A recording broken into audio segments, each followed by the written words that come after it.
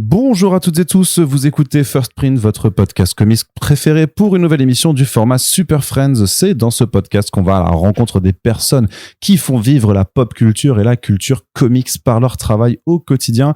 Et ça fait 5 ans qu'on n'avait pas parlé avec Joshua Dysart, qui est de retour en France en ce début d'année 2025. Il était invité par les éditions Bliss dans le cadre du FIBD.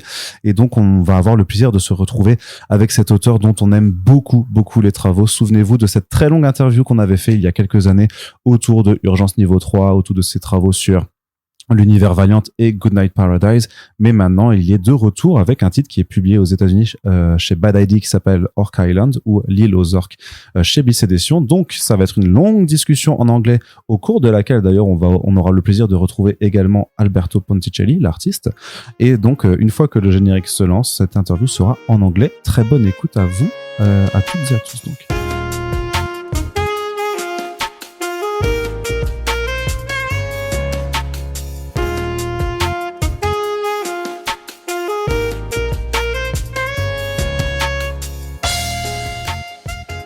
So this was my not so short introduction. It was quite long actually, but here we are, Joshua. I'm so glad to have you back on this podcast. Actually, the last time we had a discussion together, it wasn't on this podcast.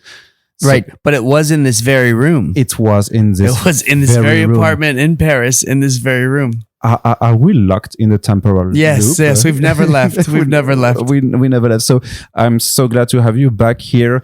A lot of time has passed since the last time we discussed, and a lot of things have changed.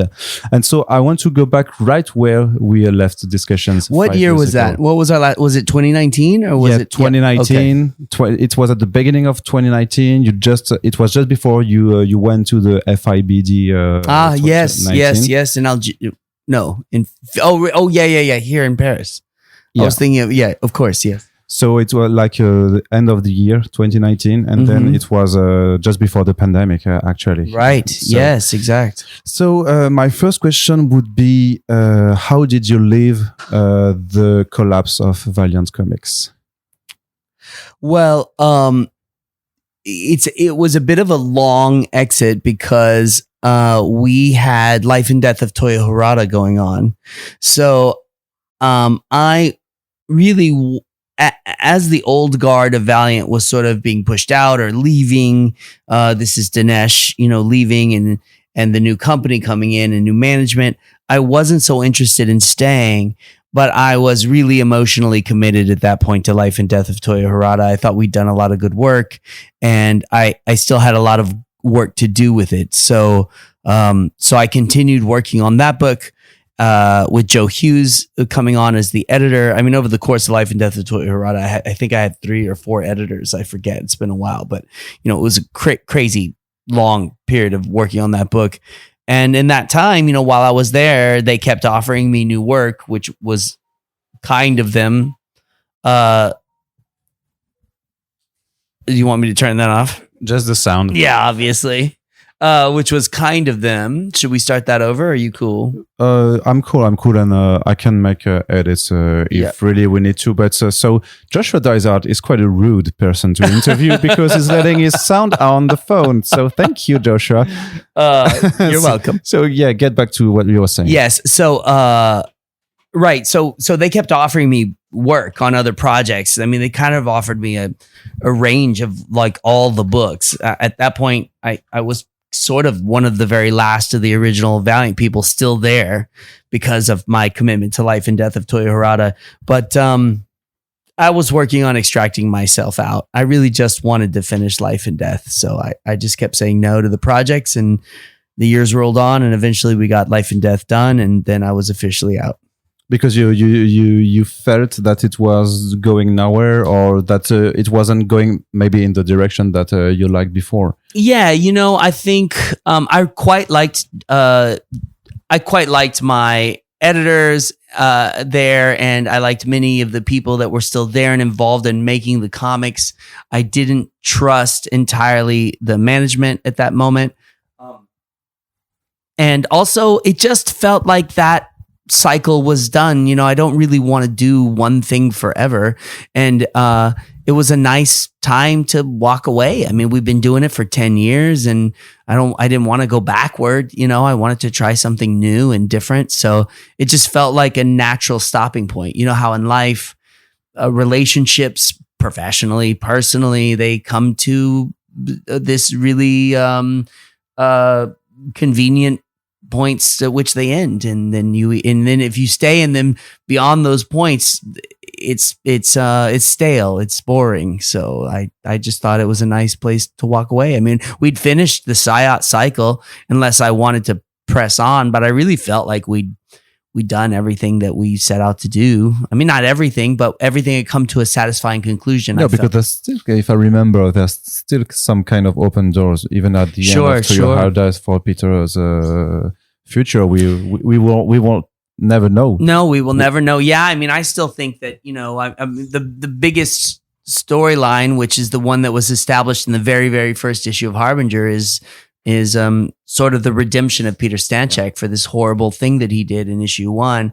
And, I think I did my best with the truncated ending to allude to what we might have eventually gotten to, particularly when we did the Book of Death Harbinger story, which shows him much later in his life.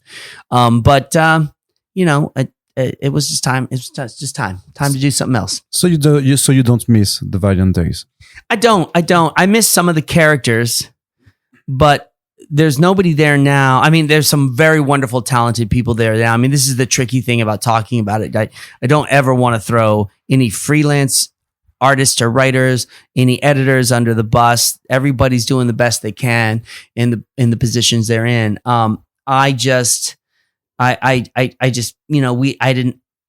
aren't the relationships I established while I was there. It's just a matter of, what generation you belong to, what stage of the publisher I belong to.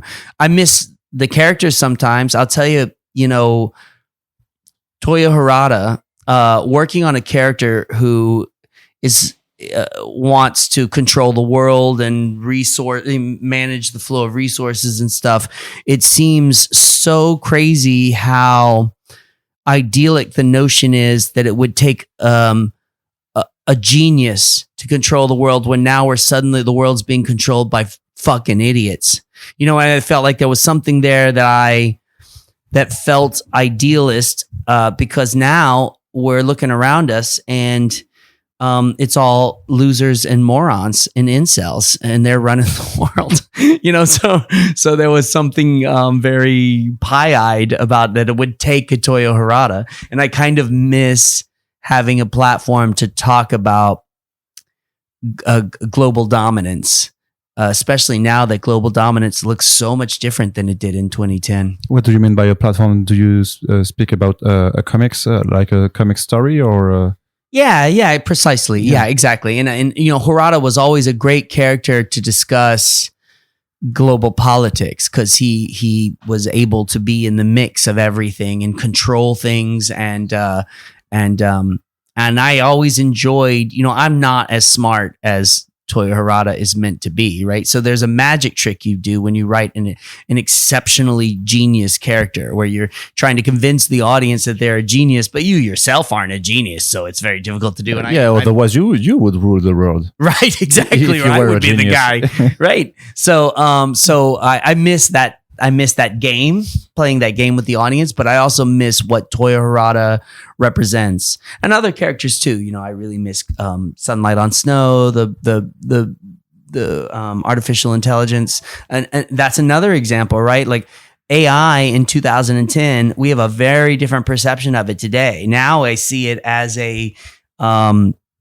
joke, a farce. So many of the techno-utopian concepts that we had in 2010 have migrated from techno-utopianism to techno-libertarianism to techno-fascism just in the 10 years since, so I did have my hand on some characters that allowed me to discuss this. And once in a while, I miss using those toys discuss what we're dealing with right now. But never go back. Never go back. Always forward. No, but I would argue that you could have continued in some way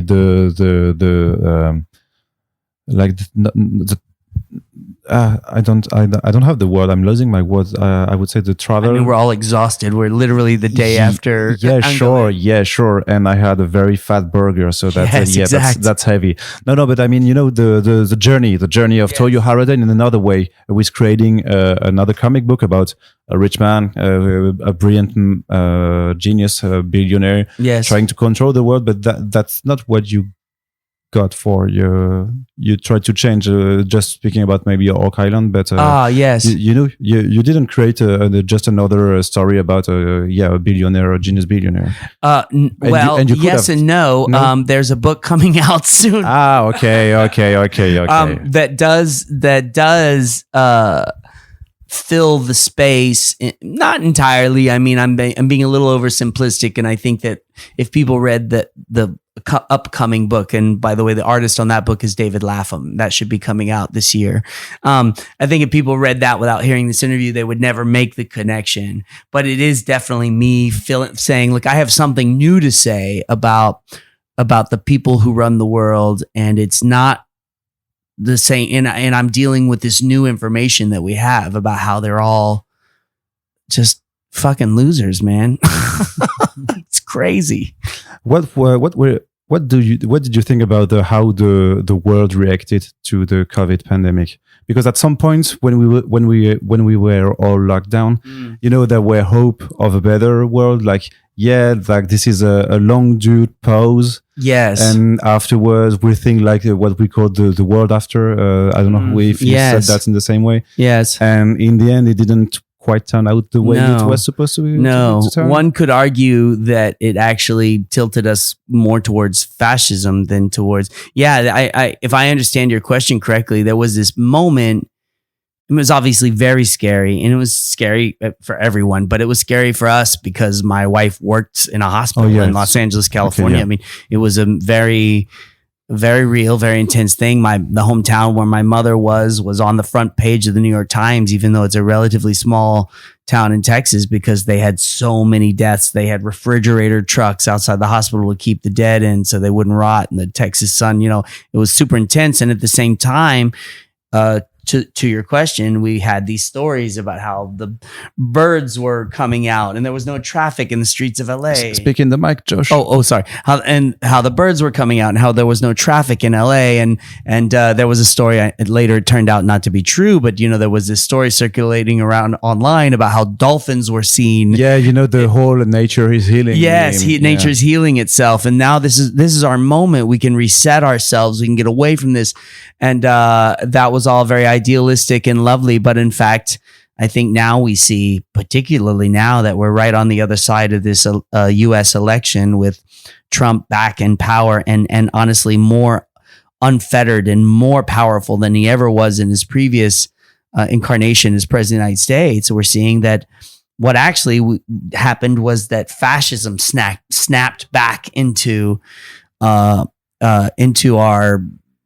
global arena and may very well be poised to be the state of affairs for some time, generationally perhaps.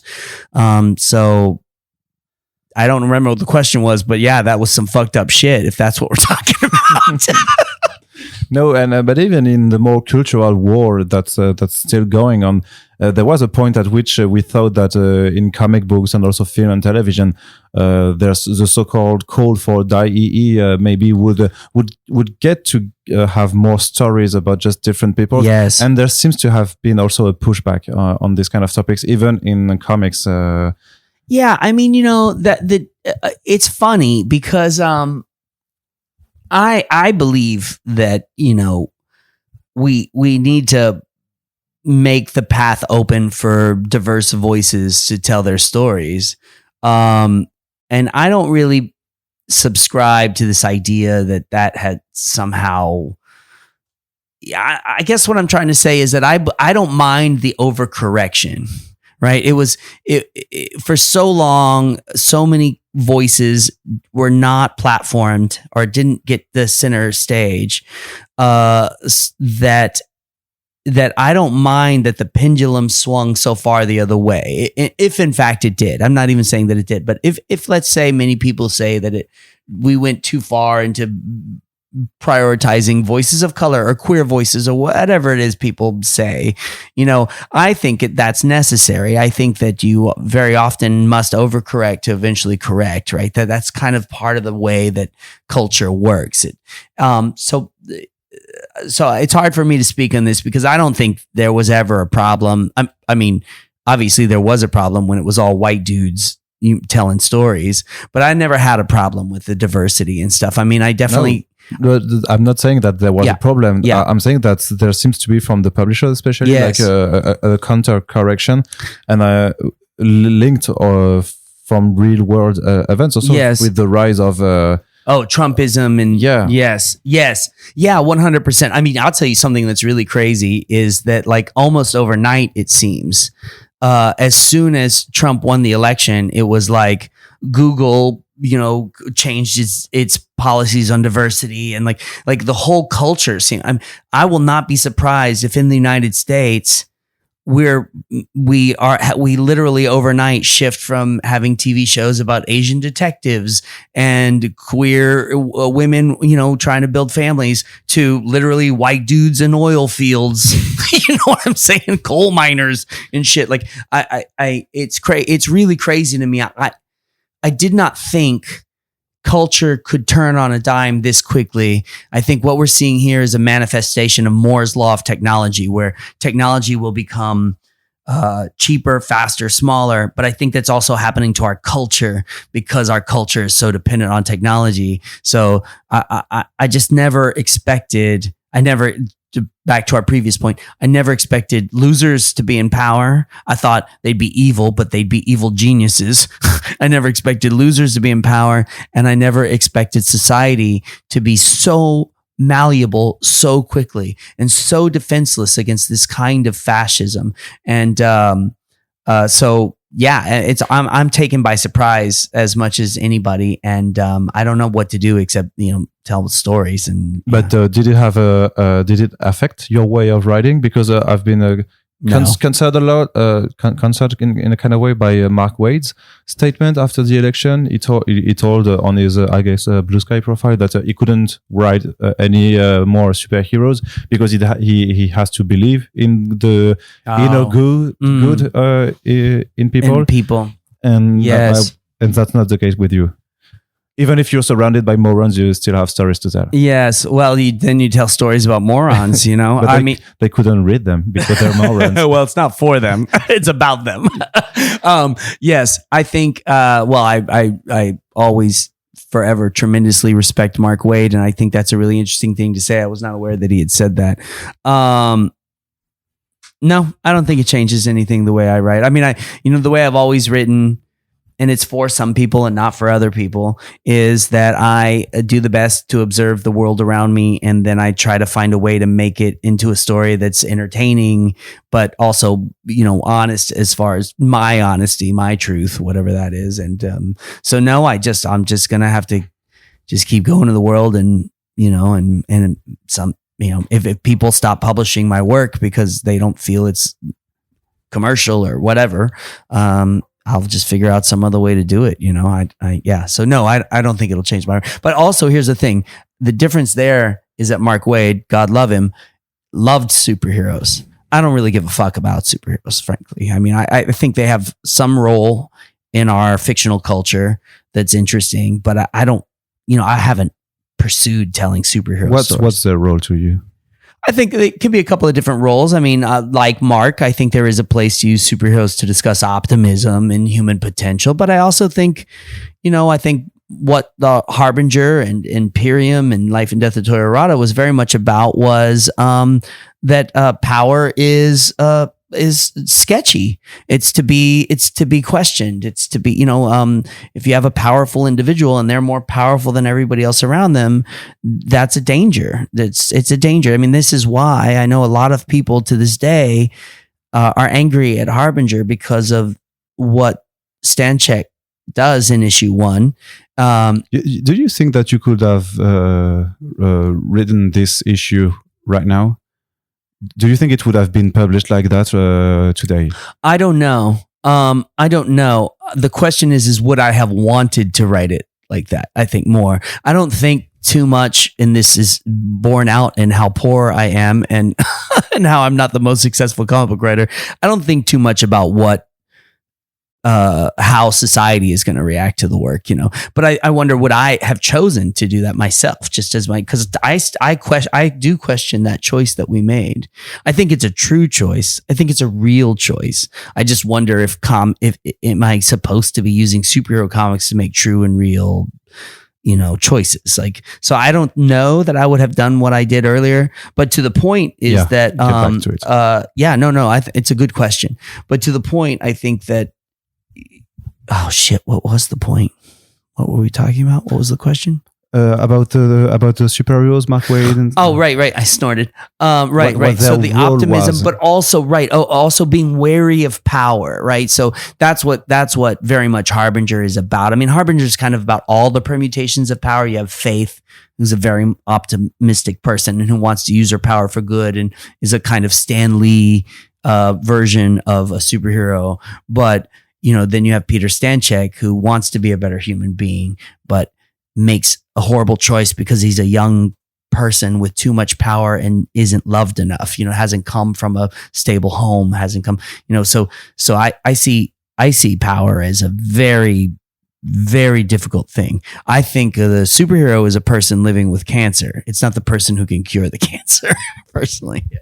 So I remember also that you told me back in the day that because of your loud voice in your stories and the message, which are quite abrupt at sometimes, you felt like you were not blackmailed, but the other. No. Oh, like I just don't get as much work or something. Yeah. Totally. I think so. I mean, look, what's the word for say it's black? No, that I'm like. Pigeonholed or something like that. Yeah, maybe. I mean, I don't know. I mean, blacklisted. Oh, yes. Well, blacklisted in English is a very strong phrase. It means, because of your political beliefs, you're not hired. And I don't think it's that. I think it's that comic book publishers and many comic book readers see me as the overly serious, dude who went to the war zone and all this stuff and to make comics. And I think that the publishers just want to make money. And I've never really made a lot of money for anybody. So there's that. And then the readers very often especially in our medium, just want to escape or have fun. And, and I just don't believe there is such a thing as escapism. I think even your escapism reveals a lot about who you are and who the creator is. So but what this means is that I'm not the biggest comic book writer. I never will be. And that sometimes I have to struggle to get work, but it means that the readers I do have are my real people. I'm not being somebody I'm not supposed to be, and I'm not expressing myself in ways that I'm not proud of. I'm myself, and I have my readership, and I have my publishers who love me too, So, also they do tell you. So they tell me. Yeah. So they tell me. You never know. Yeah. No. Yeah. You never know. No, but so how did you go? How did it went since? You left Valiant. Mm-hmm, there was a pandemic. Yeah. How did you get back to work? Well, so it was tough after Valiant. I was looking for some various gigs to do. I hooked up with TKO. TKO was interested in publishing an idea that I had been carrying around in my heart for a long time, which ended up becoming Goodnight Paradise. And that happened because my editor at Vertigo, Pornsak Pichetshote, who now is a comic book writer of great renown. He was friends with Z Chun, who was the publisher of TKO, and he he loved this story because Pornsack and I share stories all the time.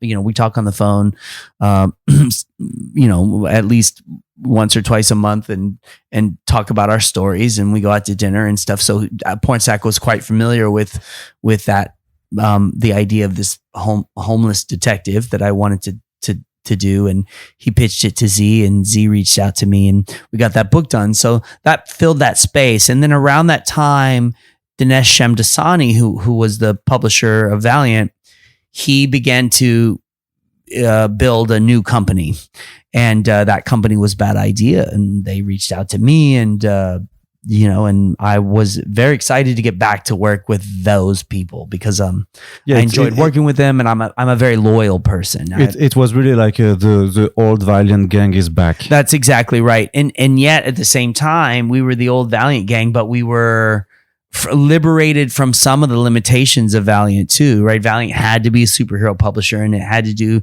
I mean, we were, I think, a pretty radical superhero company, but nonetheless, we were still a mainstream superhero company. And so Bad Idea could be a little bit more punk rock, a little bit more pop.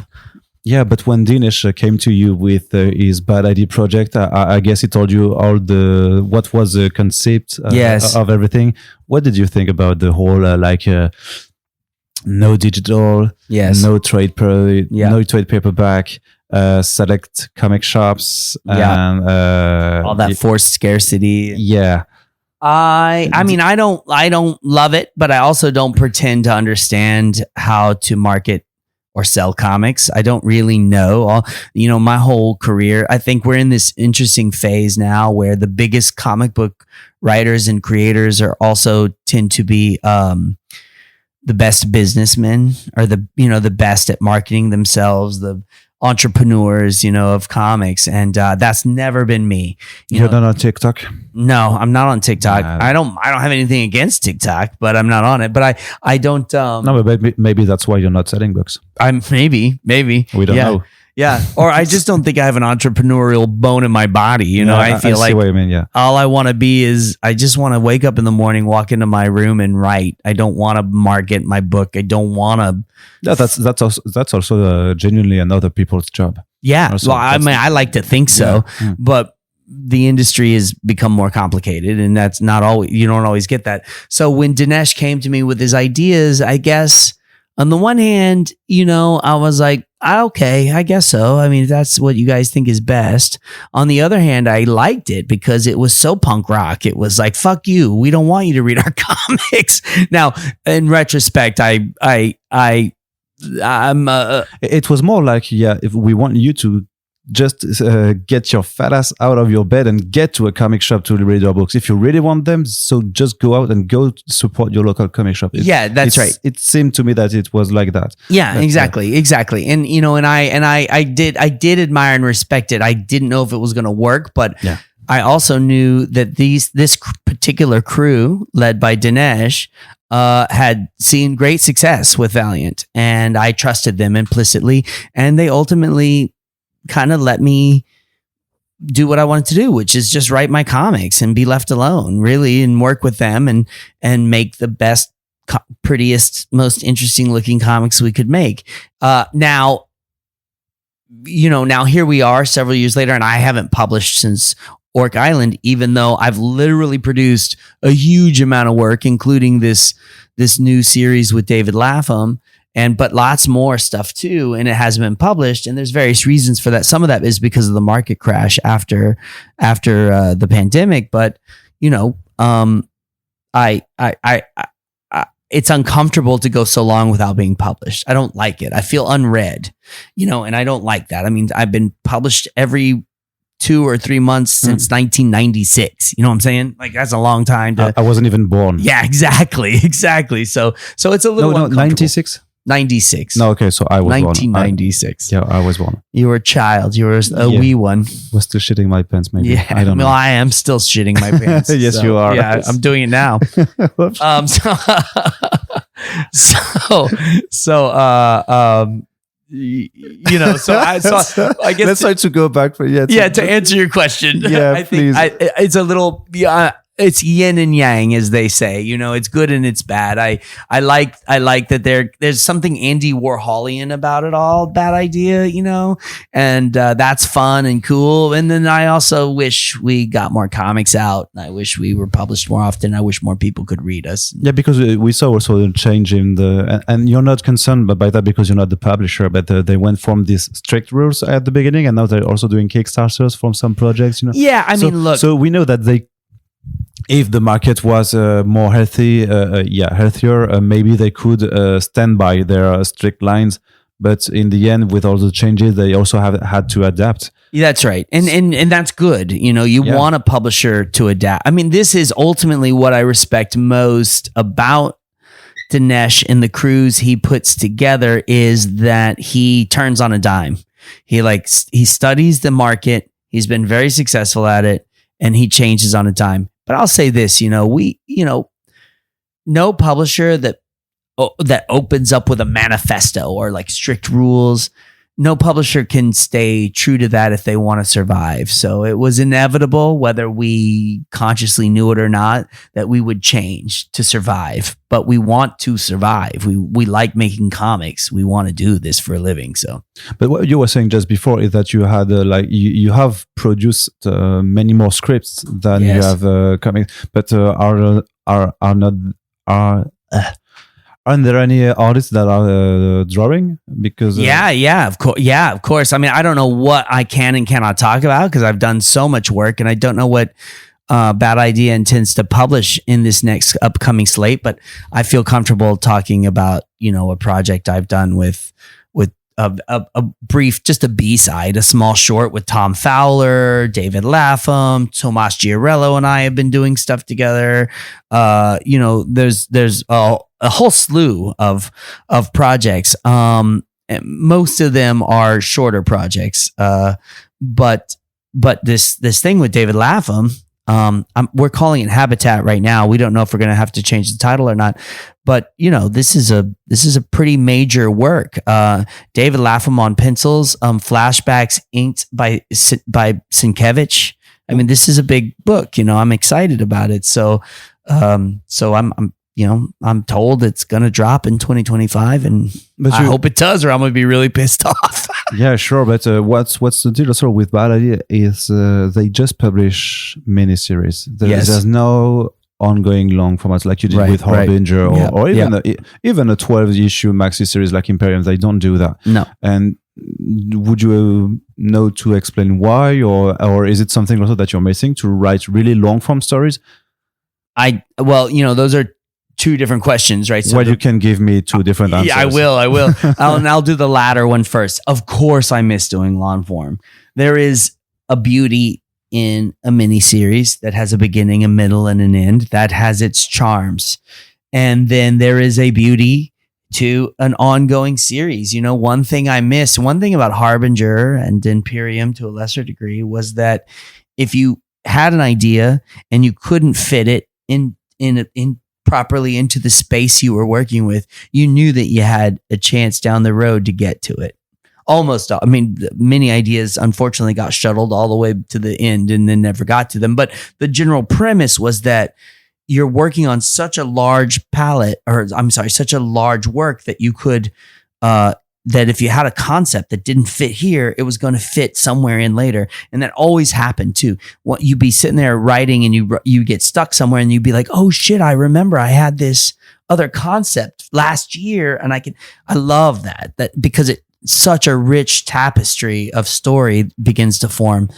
And I miss working with characters that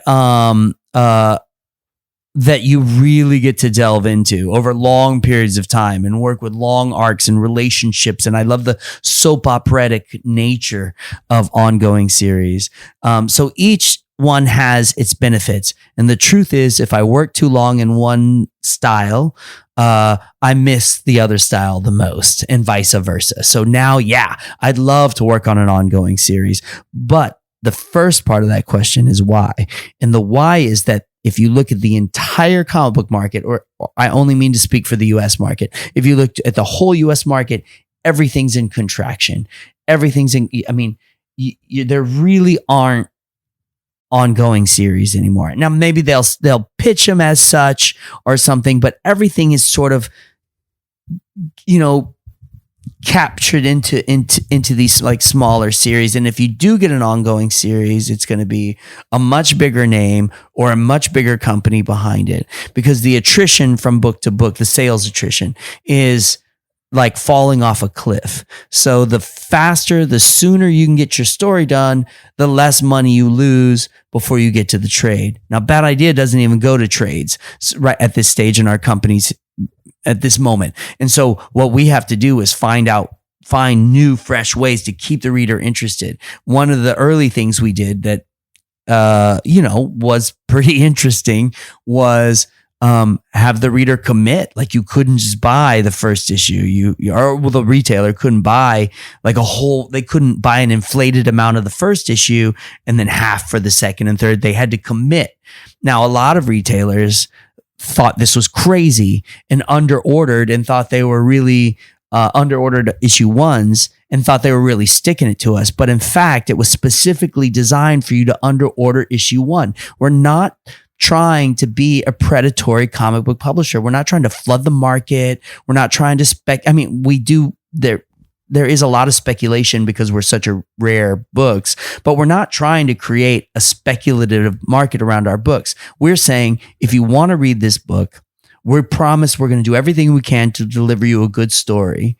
And also, you can reorder, right? So don't buy an inflated amount of issue ones that then later the market looks at and is like, they're stuck on our shelves. And the worst concept in the world to us is that Bad Idea books end up in a quarter bin because you don't have enough space on your shelf to have all the books that make you money, that help you pay rent. Well, that's not who we are. So that was one way in which we dealt with attrition. It pissed off some retailers. Some other retailers got it. That's the story of Bad Idea. Some people don't like us. Some people do.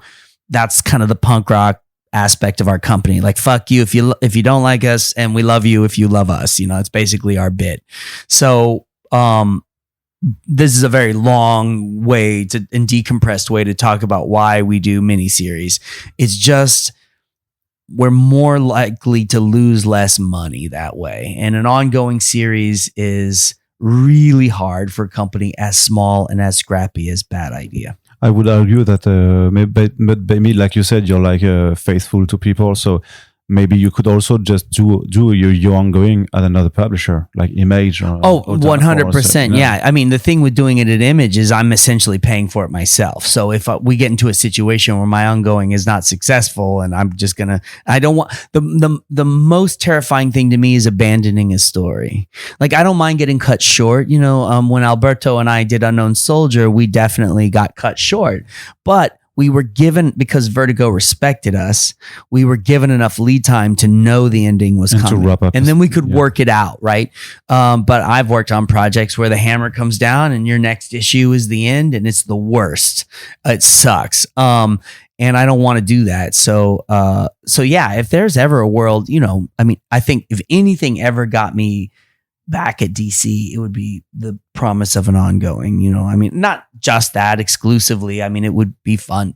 There's a few editors at DC I really admire and I would like to work with. And I generally make my choices more about the people I get to work with than the characters. I don't really give a shit if I ever write Batman or not or whatever. But an ongoing series would be interesting and would be fun, but there's also a Kickstarter potential for that. Yeah, sure. Yeah. If you do it in large chunks, if several volumes and you just keep doing it till people don't want it anymore. All that's really interesting and enticing. So I guess you got an interested ear about the reopening of Vertigo, which are going to create our own stuff, sometimes this year or next year. Yeah, it's worth considering. I have not looked into seeing who the editors are, and look, if they're new editors that I'm not familiar with, then that's interesting too. I like the idea of checking in with that. I don't know if Vertigo's interested in me. I'm an older person at this point. I'm not a fresh voice. I don't really know how the American market perceives me, to be honest. I really don't know. Maybe I'm Maybe I'm a rock star. Maybe I'm persona non grata. I have no idea. But you're not typing your name on the internet and I'm not Googling myself. No, yeah, exactly. So or not often enough, probably. But I don't know. I don't know if Vertigo would have me, and we'll see what the future holds. I won't, I won't be a bad idea forever. Bad idea doesn't scratch every itch I have.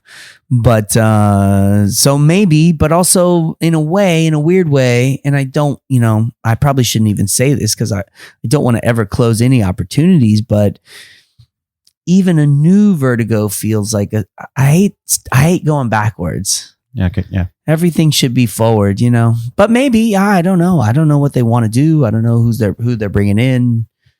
Yeah, so we'll see about that. So when you got to Bad Idea, so you wrote several scripts, I guess. How did they choose the first that would be published? Is it just a matter of this artist is faster, so this one is completed first? Do you mean in the very beginning, like Odin's Eye, the first thing I published? Yeah. No, not at all. Basically, what it was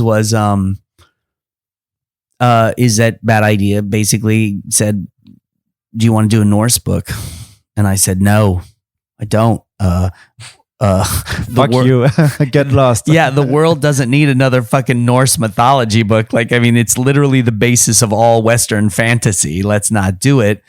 But then, I think at that time it was Warren was the editor and Dinesh and they know me. I mean, we've been working together since 2010, right? So they were like, they basically left me alone, and I put on my headphones and I walked around my neighborhood and I kicked my can around, and eventually a story came to me that I liked, that I was excited about. And I thought, oh, maybe we can use Norse mythology, mostly because Norse mythology is the basis of almost all Western fantasy.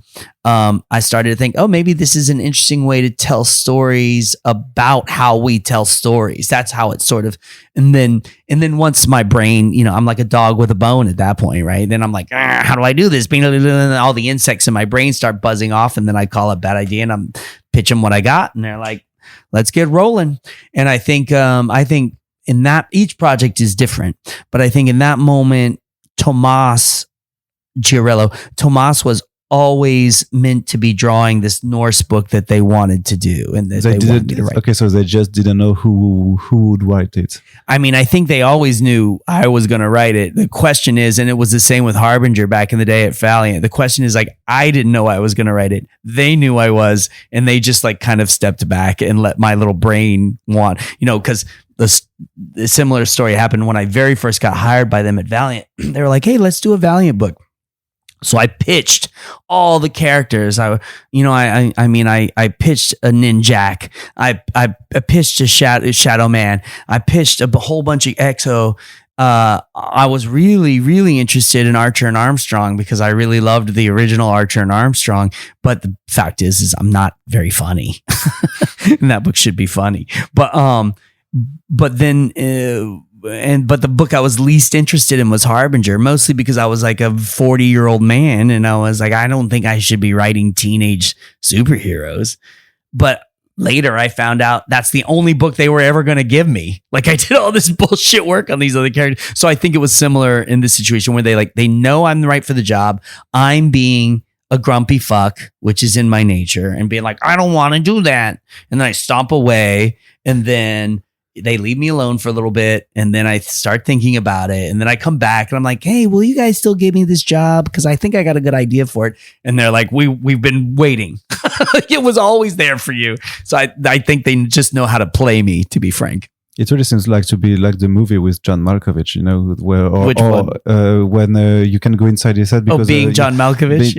Not John Malkovich. Sorry, the guy who's filmed Age 24. His whole life is a TV reality show. Oh, the Truman Show. Yeah, the Truman Show. Sorry, not John. So it really felt a little bit like that. So they're just manipulating you. Yeah, exactly. Waiting just for you to accept and think that's your idea, but in the end, frankly, it wasn't. the mark of a really good comic book editor is someone who knows how to manipulate their creative talent. It's a real special skill they have, and I admire them for it. Yeah, well, if it's manipulating to just have good books. Yeah, that's right. Yeah, it's kind of the good manipulation. I don't feel used. Yeah. If I ever felt used, then I'm out. I don't like to feel exploited. Or at least not in. I do sometimes feel exploited by people I love, but if it's in exchange, I'm very proud of the books we make, and there's nothing else. There's just nothing. I just want to make good comics, and live and eat and pay my rent. That's all I want. In audience, you really took a very, I think, raw approach to the North mythologies. No, not the ones we see like in a Netflix series like Vikings or something. Yeah. I guess you did a lot of researches and got to the source books. How did it go? Yeah, exactly. There isn't a whole lot. Well, I specifically chose. Not because it takes place in the 6th century. So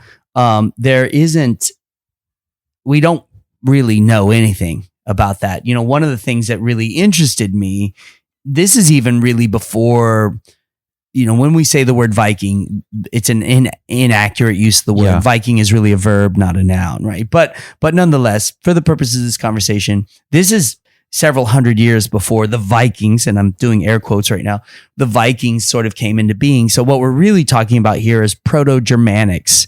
And the little girl, Solveig, who is the protagonist, is a Geat. And that's the ethnic group that she is a part of. And I wanted to operate in this space because we don't know anything about it.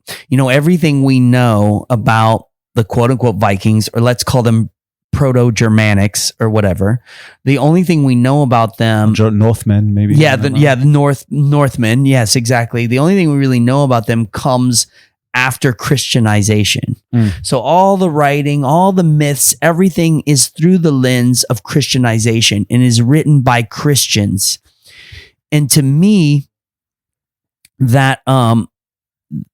that's for lack of a better term, perverted, right? Like what so I was very excited if we're going to tell a story that takes place pre-Christianization of the Northern European peoples. We had a tremendous gray area to work in because we don't know anything. And really the only research we have, other than, obviously archaeological digs and discovering bones of people, some of the bog people and all that stuff, that has given us some evidence. But really what we have is some writings by an Arab who was educated in Rome and who traveled amongst the Norse people at that time and wrote extensively about it. And that's really the only source material we have on this culture. And I read all of that stuff and looked into many people who've deconstructed those writings to try to figure out what might be real, what might be embellished, etc.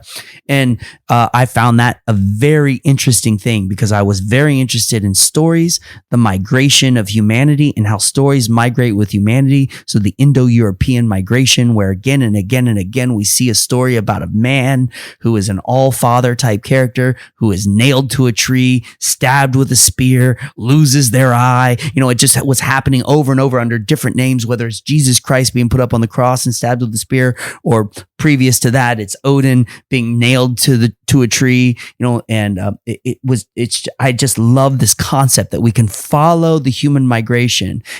There is no cultural purity, there is only the stories we tell. And I got very excited about that. And so that's, that's where all that came from, So the story is quite.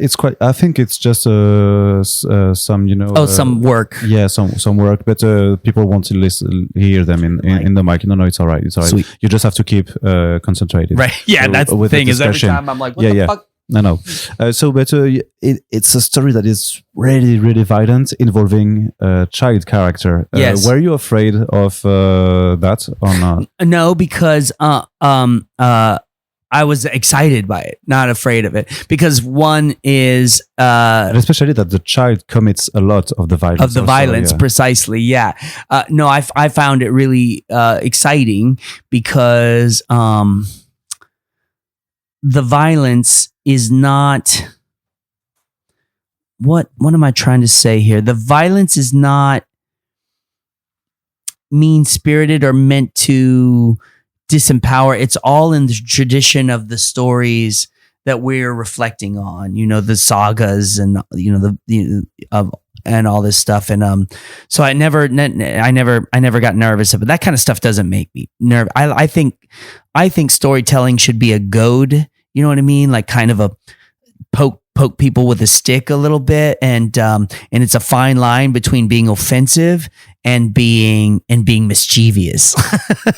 And I like that fine line. I don't ever want to offend or genuinely truly harm anybody with my stories, and I think stories can do harm, and I don't want to do that, but I do want to be mischievous. I do want to fuck with you a little bit, and so I thought this was one of the many fun ways to do it. But and is this also why you put inside the story like two giant trolls fucking? Yes. Well, that's just good, clean fun. I mean, I don't know.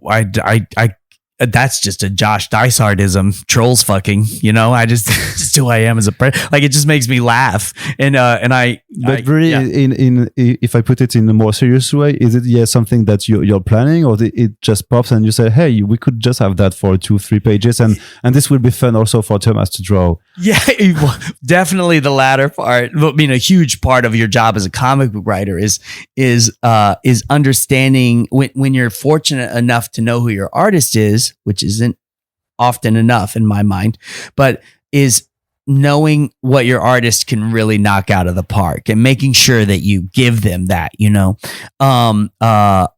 So yes. So to the latter point is, yes, I wanted to see Tomas draw two trolls fucking. That's what I wanted to see. And in a way, I'm sort of also trying to make Tomas laugh. There's a kind of a meta thing happening between the writer and the artist where like you're just kind of trying to fuck with him a little bit. And he's,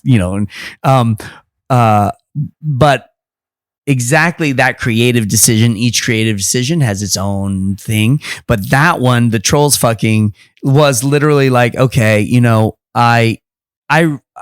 there's something, what's interesting about the storyline, and maybe I wasn't explicit enough with it because I don't know how many people notice this, but throughout that part of the story, they're hearing two creatures call to each other. Right. I should have been much clearer about this. Now that I'm going to say it out loud, it's really special to me, but it just comes down to this joke of seeing two trolls fucking. But throughout that, they hear these distant sounds. And the distant sounds are getting closer, right? And so what it is it's two trolls mate calling to one another.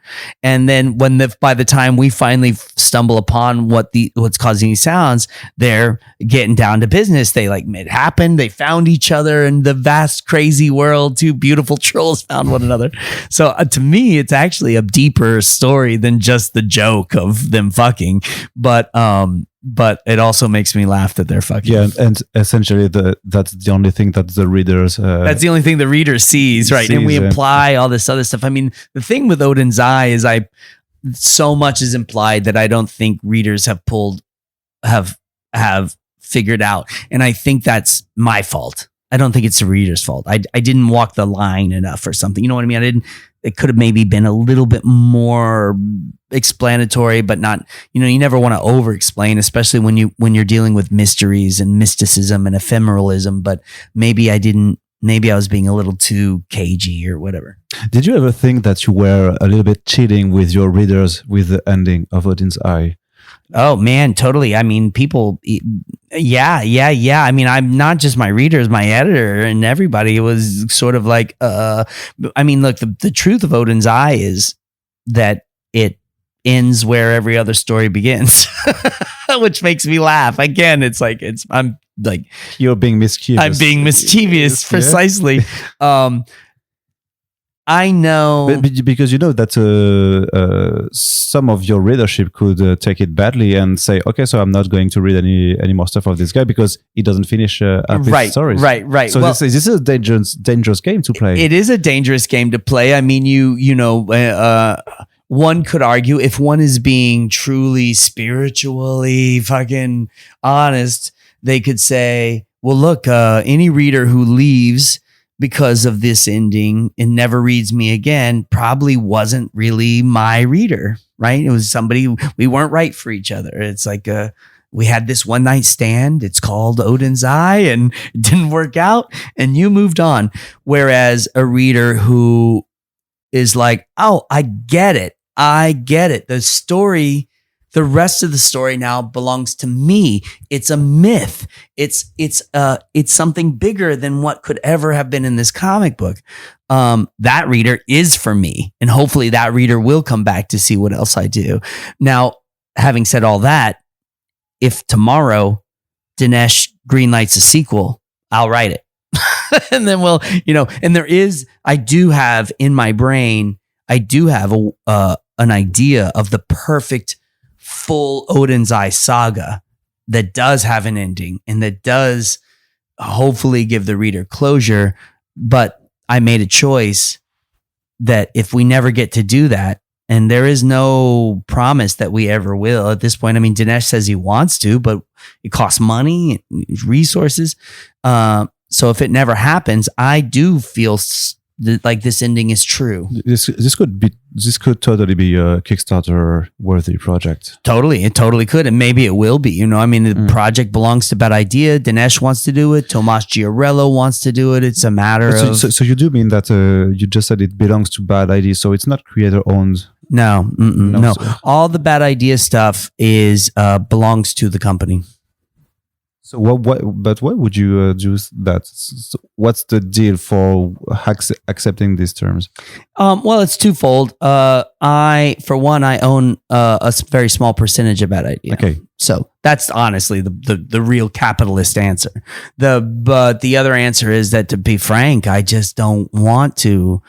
We're back to like, I don't want to be an entrepreneur. I don't want to it'd be great to own my stuff, but it's so much. I mean, now I got to figure out how to pay the artist, and now I got to figure out how to get the production done. And I hate all that stuff. When I was first starting in comics with self-publishing, I was doing all that. I was lettering my own books.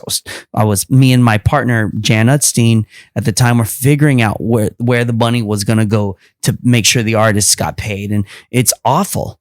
It's awful. I don't like it. And so I know I have friends, close friends of mine in this industry who berate me for this all the time, who yell at me for not owning my own stuff. But like, I'm lazy. What I want to do is make the comic. I don't want to do all this other stuff. So that's the other answer. But also I own a small percentage. Bad Idea.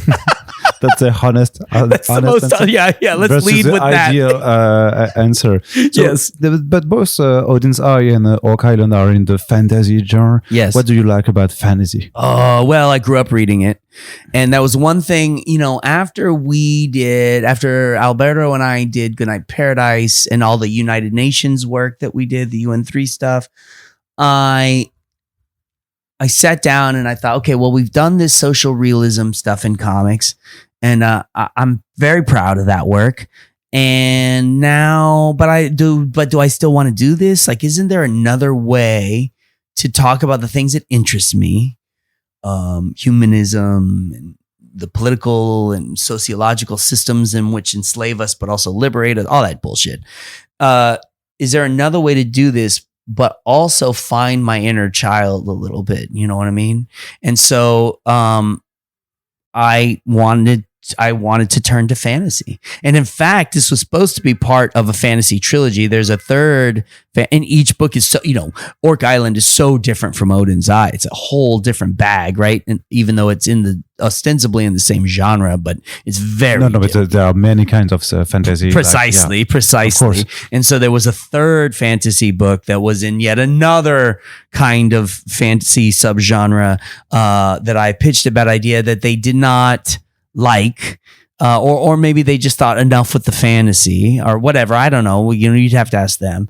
And then I pitched that to TKO, that other idea, because I really loved it. And TKO seemed really responsive to it. But I've been a little bit busy doing all the Bad Idea stuff. So there is a third fantasy story in me that I hope to get to one day. And I don't know if TKO will publish it, or I don't owe anybody it. But so is TKO still a publisher? Well, I don't even know. That's an excellent question. I've been meaning to have a phone call with some TKO cats that are good friends of mine and see what's what. But I haven't seen anything recently. They really they're on the DL, as we say.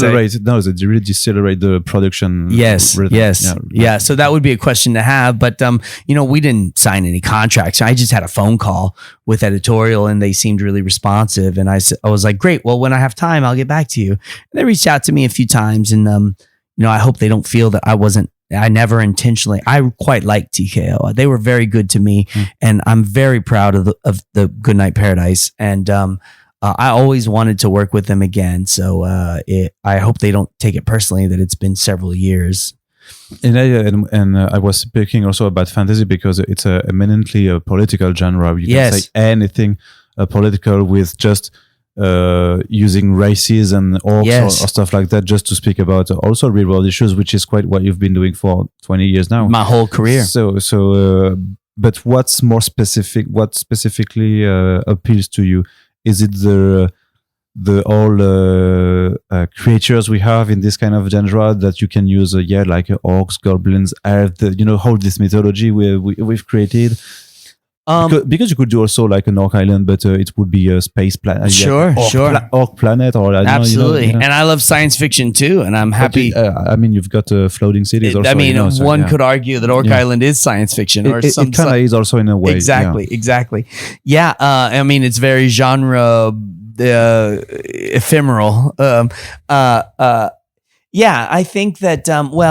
There is. In many ways, this is a difficult question to answer because it really does go back to being a kid and just loving what you love. And who the fuck knows why you love what you love when you're a kid? It's because you were exposed to it at the right moment. I'm a child of the 1980s VHS boom, and there was all these like barbarian, straight to video barbarian movies after Conan the Barbarian was a big popular movie. And then there was just I don't even know, I think you kind of have to be in your late 40s, early 50s, even understand how many fucking barbarian movies they were that were very similar with when Mad Max came out. And then it was all post-apocalyptic.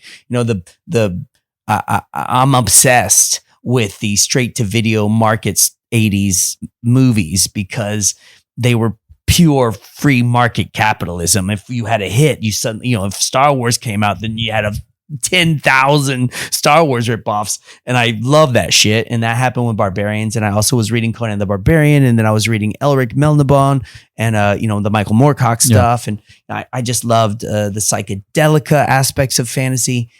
But if I'm trying to intellectualize it and trying to answer your question, which I do find it to be a difficult question to answer, I think it is because it's inherently political. Oh, you said the P word. Yeah. I we do not allow the P word in comics industry right now. Trust me, I know. If we knew the P word in comics, I'd have a lot more money. But I do think it's because I think that's it. I think that I found, and it's true too of science fiction. I think they're both equally able to be vessels for this, but I think I just found that I could really continue to do the kind of work I'm doing thematically, but make something that's a little bit more interesting for people to read who don't want to read about a homeless guy or whatever. And it's fun. It's visually fun and it's interesting, and I love it. And I just got the idea that you could have done Goodnight Paradise with a homeless orc, Totally. It's so much different. 100%. Oh, no, it's fantasy, so I like it. Yeah.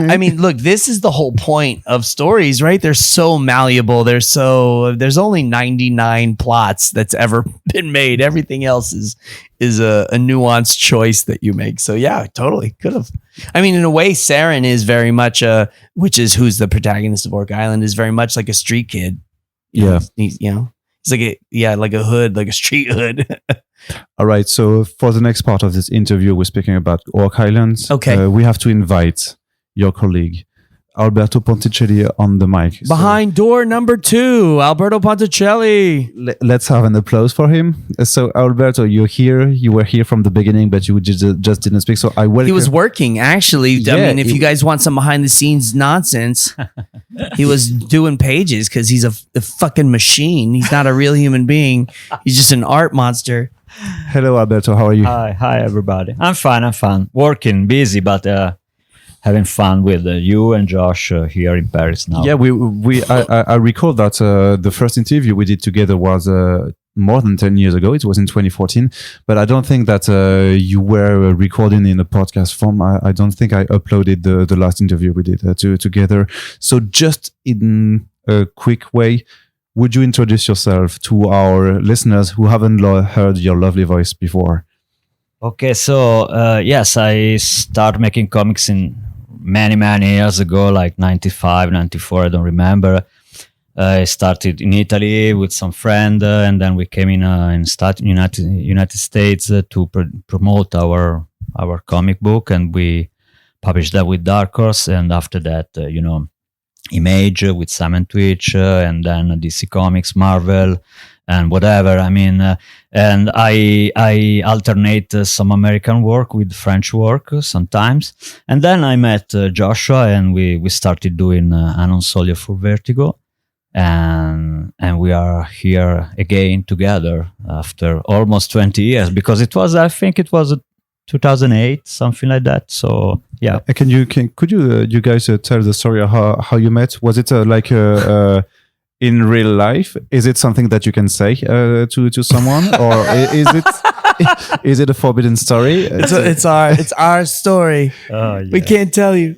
No, I mean, our editor brought us together. I mean, we needed an artist for Unknown Soldier. I had pitched Unknown Soldier to Vertigo, and they eventually, it took them fucking forever, but they eventually greenlit the pitch, and then we had to find an artist, and it was Pornsack P-Shit who found Alberto Ponticelli. Yeah, I found a Pornsack's email in the spam after days, probably because of the name. I don't know. I'm serious. I'm serious. 100%. And I suddenly wrote it back because it was my dream to work for Vertigo, because at that time Vertigo was for me one of the main possibilities. I mean, adult comics, etc.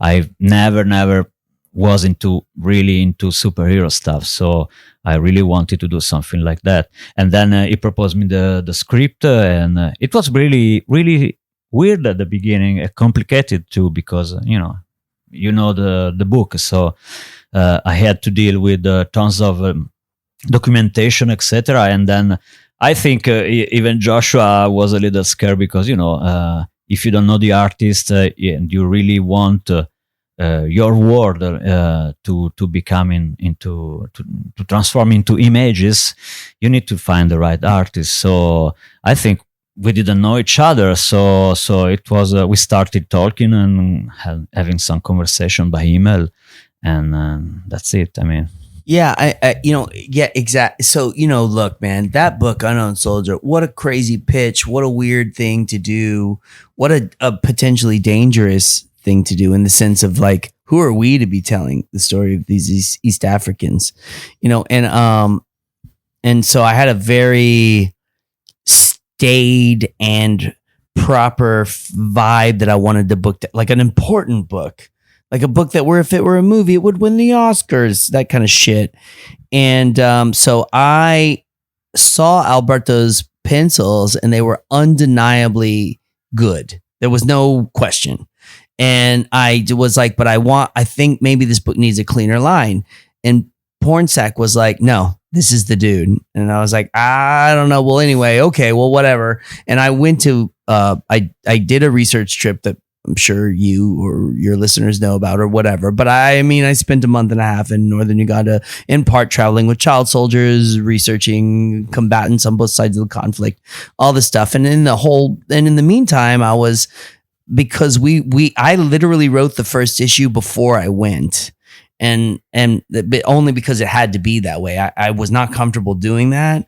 And I honestly believe, even though obviously we changed a lot of the dialogue because I fucking learned. Well, you stuff. were there. Yeah, I was there. Yeah. But I think if you read that first script, there's a little bit of a barrier to entry. There's all this dialogue about what's going on and where you're at and all this stuff. And that really came from me, all that over explaining came from two things. One, not being steeped in the Acholi culture and understanding exactly what we were dealing with, and 2, not trusting Alberto yet, right? So then when I'm there, Alberto's got the script and I'm sending photographs and stuff out. You know, I'm like, it was important to me that this be about a place, a real place, because in Western media, when you get stories about Africa, it's never like a real place. It's a fucking fantasized, realistic place. Yeah, exactly. Or it's like somewhere in Africa, you know, and I like, that's like not what we wanted to do. We don't mind. It's just one big country. You know? Yeah, it's all, yeah, exactly. and I had a very specific story to tell about a very specific ethnic group in a very specific part of East Africa, sub-Saharan East Africa. And so I was sending pictures and everything. And around that time, Alberto's character stuff started coming back. And I hadn't thought about this in years, man, but you sent sketches of Sarah. Oh. And that was it. I was in love. And actually, and this has happened many times in my work with Alberto, Sarah had a much smaller part. And then the minute the minute I saw them, you knew that she would take more place. I was like, well, this person's going to be in the book way fucking more than I thought. And that was it. And then what happened? I mean, I don't mean to talk on top of Alberto's thing, but then what happened but just speak in the microphone, please. I'm sorry. And then what happened was that I began to see how much fucking kinetic energy was in Alberto's work, the squash and stretch. And Alberto was doing this amazing thing where he was achieving what I had imagined as far as capturing the place and the time, but not at the cost of his own cartooning and the energy and the kinetics. And that's when the book became more and more an action book. It had more and more life, more and more energy. And I could not, and it's probably one of the greatest creative collaboration experiences I've ever had. And so that's why you had to go back together from time to time. But is it something that you inherently know when you have to make a new project together, or is it just driven by life and hazards? It's an interesting question. I don't know. Only ask interesting questions. So true. Fuck. Okay. So no, well, I don't know. Seriously, in the very last projects, we probably discussed some ideas together, and something came up in a spontaneous way. I think, I don't know.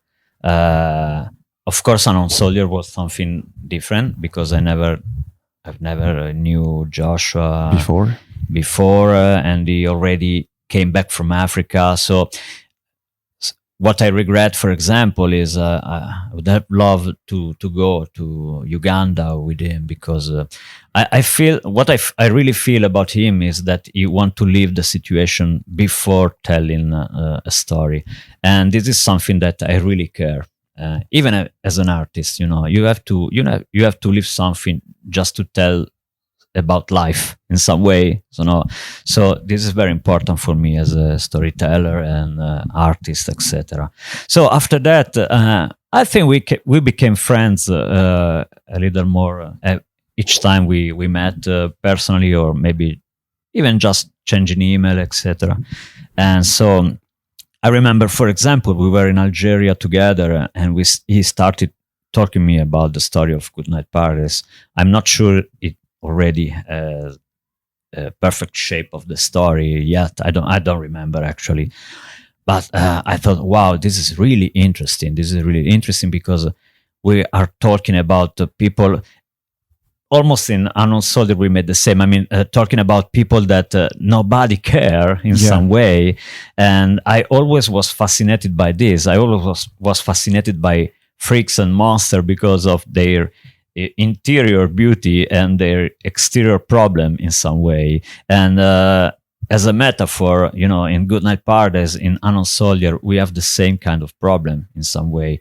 People want to ignore some kind of stories, but if you are, if you can empathize with them, and he is so empathic with his character, you can communicate with everybody, with every kind of reader, and they understand what you are want to tell. So I don't know. I mean, I think things came up pretty spontaneously. Of course, they start by Josh, because as a writer, he already has something in mind. I think, I don't know, I don't want to speak for him, but sometimes, for example, Orc Island, I think it was born while we were looking at Richard Corbin exhibit in Angoulême some years ago. 2020. Yeah, because we were so in awe, and we sit down for an hour in front of the exhibition, just talking about life, about character, about what we want to do, about legacy too, and it was very important. I think when we came back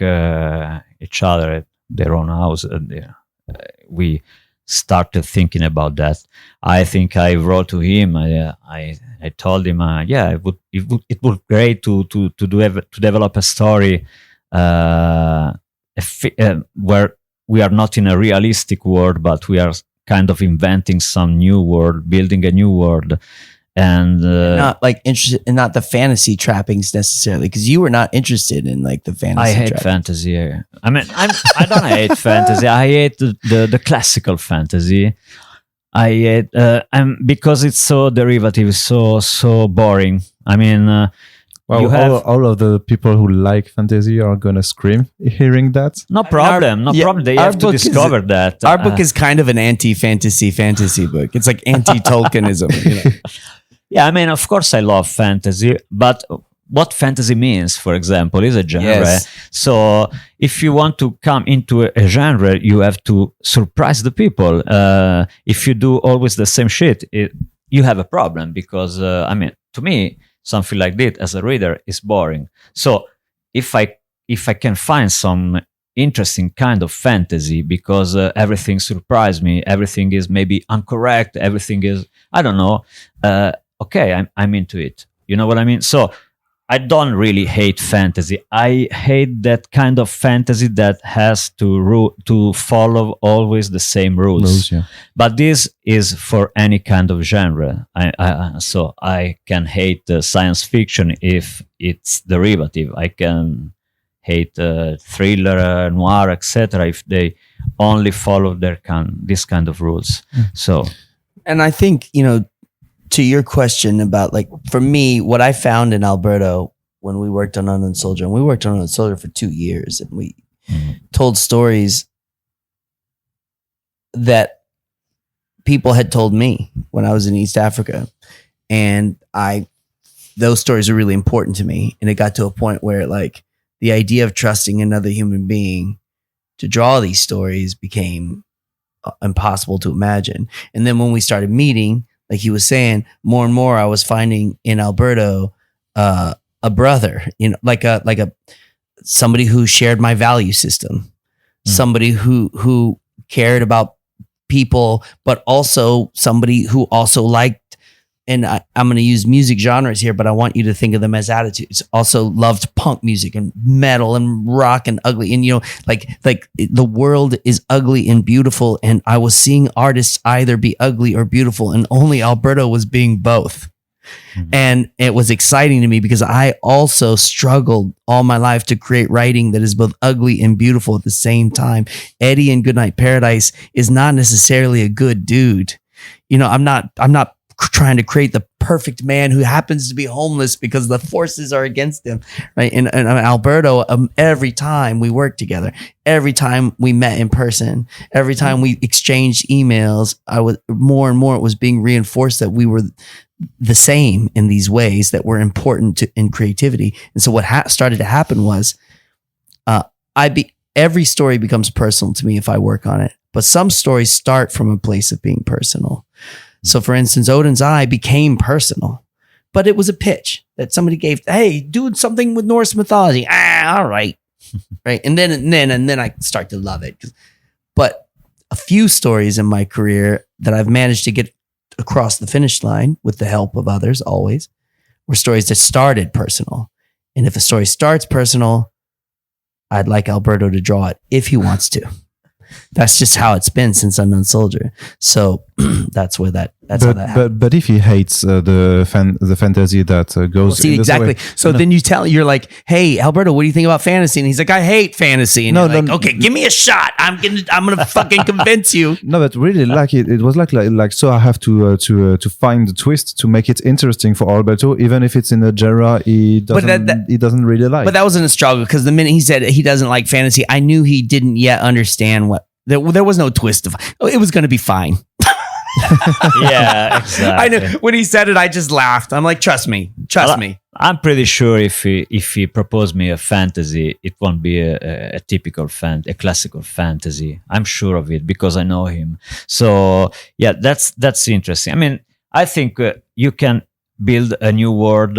Just put the reality into it in some way. I mean, I hate when people say about maybe shitty movies that looks like a comic, like in a negative way, and they say that because they think about comics like a stereotype in some way, where the good guys are good, the bad guys are bad, etc. In real life, I take myself as an example. I'm not just as only good. I'm probably also bad in some way. Don't misunderstand. Of course, I'm not a criminal, but you know, he was just confessing, starting to confess. We are some complex personalities, and this is what Joshua is so able to do when he describes his characters. And that's why if he says, let's do a fantasy, or maybe let's do a love story, I'm into it for sure. I mean, I don't need anything more.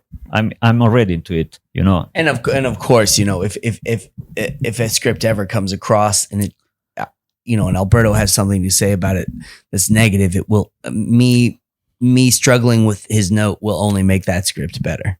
But also what he said, you know, also part of particularly Orc Island was that we went to this Corbin exhibit together and we were like, you know, it's crazy. Like we both huge Richard Corbin fans. I was fortunate enough to work with him on Swamp Thing. Not that I ever spoke to the man, but you know, he drew pages that I asked him to draw, and which is fucking nuts. And so, you know, we were there and we didn't yet know what Orc Island was, or even the name Orc Island, we didn't know what the project was, but there was something happening in that room where we're like, man, what are we fucking doing with our lives and our career? Like, look at this guy, you know, let's find something inside of us that, yeah, it's very difficult to explain what that Corbin exhibit did, but it definitely is the foundation of this project. It's really funny because I could cut some parts of the podcast from Alberto because he said, you know, I do not hate fantasy, and I could make him say I hate fantasy, I hate thriller, I hate science fiction, and I would love to see the reaction of people for that. Let's not be dishonest. I didn't mean that. It was an example. I don't hate that. I'm just messing with you. Of course. I'm just telling you I could ruin your life with this podcast. Isn't this true of all media? Once we bare our souls onto someone else's media, can't they just fucking destroy us at that point? But that's not what I'm going to do. But really, what's interesting is, you know me, a little, I guess. But at what point did you know what would be the project about? At what point did you know that? I started walking. I was walking around with this idea for a very long time of this economy that was based on the skulls of your enemies. Yeah. Like that, because to me it felt like such an easy way to talk about everything. Capitalism, colonialism, culture class. Like I just thought, like, what a crazy world would it be if, like, you know, what if the United States during the war on terror after 9/11, if you were like, hey, if you've got the skull of an Afghani, you can $3 million on the open skull trade. You know what I mean? Like, what a fucked up, weird, crazy thing. And yet at the same time, isn't that really what capitalism is? Isn't it really about the skulls of your enemies? So I walked around with that for a long time. And then when I started Odin's Eye, I told them bad idea, but the next one is mine. And so that's when I started to build the pitch. But also I told them that, and it's Alberto, that's the artist. It's not a negotiable thing. Was it hard to do all the world building to define what would the different races look like, where the monsters, and because even in the end we get to really, really weird stuff also. So was it hard to construct all this imagery for this book? It wasn't hard. It was exciting because I love to build words. Yeah, I love to build words like God. No, it's as an artist, it's what I really love to do. I can invent whatever I want. So I try to. My process is, to find something that fascinates me in the real world, and I try to mix that with some kind of, I don't know, invented stuff, etc. So I started to look at the Indian architecture, some Indonesian gods, and I put all together, and other stuff that I don't remember. But I started to get tons and tons of pictures from different kinds of stories, like architecture, statue, sculpture, photography, traditions, religion, etc. And I tried to put all together just to try to do something different. My reference is Drouillet, which is my hero, and it did some incredible science fiction. I'm not discovered that, you know what I mean.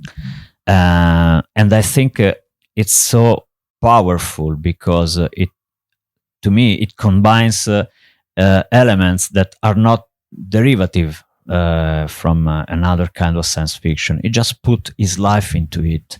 And this fascinates me so much because it's so powerful in some way. So I thought about that just to, before starting to build a world. And I try to act in this way, in some way. I don't know. And we discussed a lot because he was like, I hate fantasy. We discussed a lot about how we did not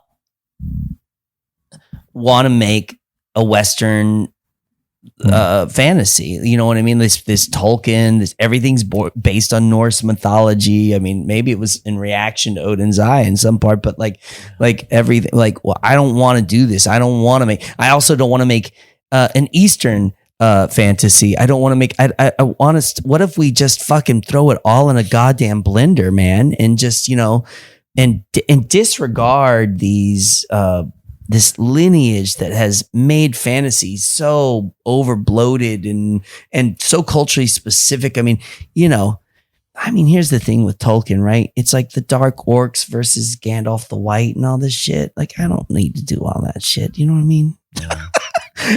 and then Asian fantasy too. It's like the dragon that flies on the wind and what if we let's just jettison all that. And in a way, making it Orc Island, orcs, people don't realize, many people don't realize, but orcs aren't an actual mythological creature. It's essentially something that Tolkien basically fucking made up, right? It's a kind of troll, it's a kind of goblin, it's or whatever. And so in a way, it was a cheeky thing to do to use.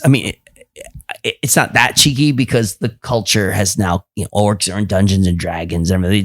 It's bigger now than just the Lord of the Rings.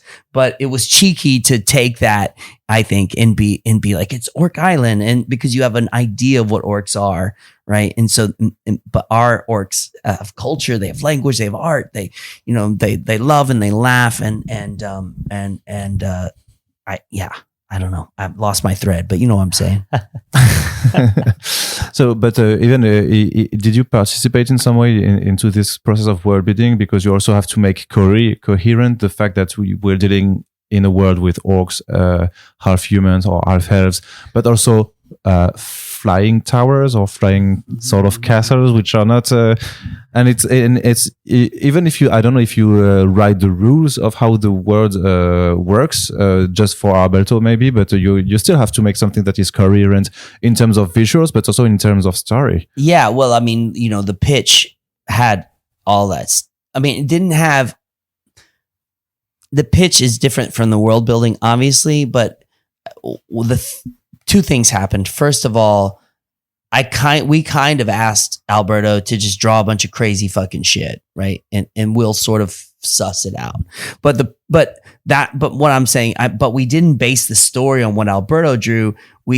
The story existed. I knew about the flying temples, like all that was in the story, in the spoiler alert, the orc god and its well, and we knew all this stuff, but also it was very wide open as to how we could depict it, and the fact that he's a half elf and that there's orcs and that there are these flying things that are ostensibly like dragons. You know what I mean? Like, we were really fucking with the iconography of fantasy, and Dungeons and Dragons and all this stuff. But at the same time, it was like everything, there was a whole lot of Alberto just drawing stuff and then that inspiring it too. So the story, I knew the story beats. I knew what we were doing. I knew we were going to start in one civilization and end in another, that we were going to see these two cities were going to bookend this journey. I knew there was a metaphysical aspect to it. I knew there was a science fiction aspect to it.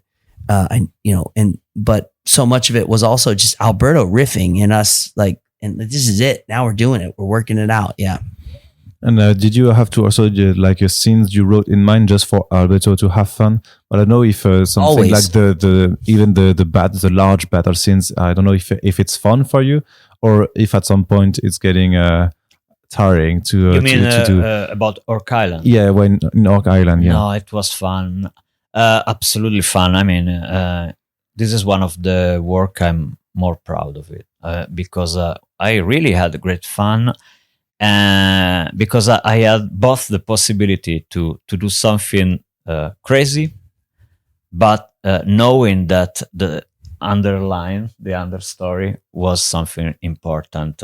So for me, this is a big engine. I mean, if the story matters, the characters matters, etc., because I know the message behind, and at the same time I have to deal with fantasy that for me as a priority, the sense of wonder in some way.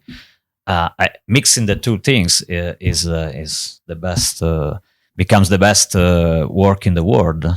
So it was hard at the beginning because we had a kind of different process in working together for the first time. He gave me the script without sharing it in specific pages. So you know what I mean? Usually he writes me page 1, 5 panels. No, this happens, page 2, blah, blah, blah, blah, blah. Okay. So it just gave you the script without the breaking down, and you had to do exactly. And so you chose the layouts and I could choose the layout totally. Okay. I was totally free to choose my layout. So at the beginning, it's a bit hard because, of course, you have to have the global vision of the chapter of the story. Okay. But I think we could do this because we know each other very well. So in some way, I already know what he wants to mean with this part of the story, and so I don't lose the control because I understand what he wants to control in the story. Of course, it's a bit hard because you have to control everything and draw everything without forgetting important details, etc. But at the same time, I have total freedom. So for the first time, I could express myself at my best. And this is really important to me. For years, I had been trying to get editors to let me work this way. And which is called the lazy way, because you let the artist do everything. Yeah, well, I would argue my scripts are not lazy, but No, yes, not lazy at all. I definitely wasn't having to fucking stress out about what goes in each panel, and I maybe even was.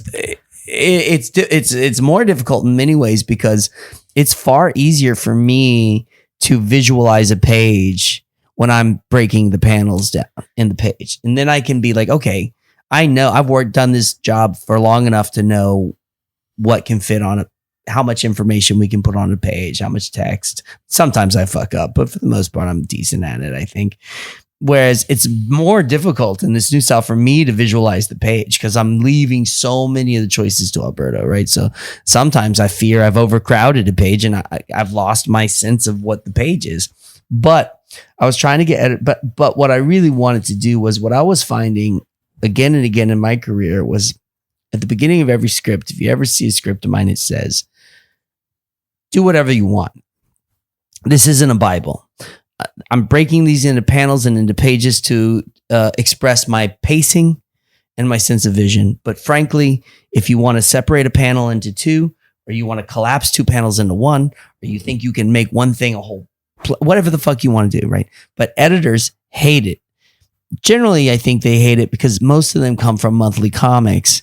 And when you're in the grind and you're producing a comic fast, you are asking a lot of your artists to what Alberto said, like in the beginning, how hard it is, right?